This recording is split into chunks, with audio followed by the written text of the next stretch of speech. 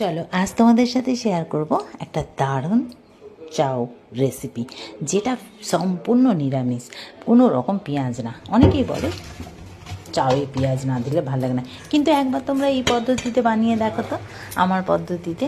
আর আমার বাড়িতে এই চাউটা খেতে সবাই খুব ভালোবাসে, তোমাদেরও ভালো লাগবে।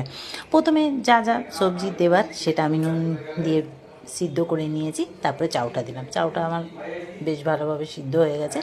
চাউটা সিদ্ধ হওয়ার পরে এবারে হাফ সিদ্ধ করবো, আমি 70% সিদ্ধ করেছি। চাউটা সিদ্ধ করে আমি ছেঁকে নিলাম, ছেঁকে এবার ঠান্ডা জল দিয়ে দিয়ে সেটাকে একদম গরমটাকে বার করে নিয়েছি, কারণ নাহলে কিন্তু ভেতর ভেতর সিদ্ধ হয়ে যাবে আর জড়িয়ে যাবে। আমি কোনো রকম তেলও দিই নিয়ে এতে। তারপর একটা সস রেডি করব, ধনে জিরে লঙ্কার গুঁড়ো হলুদ অল্প দিয়েছি, নুন আর অরগ্যানো দিয়ে এবারে দিয়ে দিয়েছি সয়া সস আর ভিনেগার। তোমরা চাইলে একটু টমেটো সসও এতে দিতে পারো, আমার কাছে এখন ছিল না এই মুহূর্তে। দিয়ে আর গোলমরিচ গুঁড়ো ভালো করে অল্প একটু জল দিয়ে এটাকে ভালো করে একটা সস রেডি করে নিয়েছি।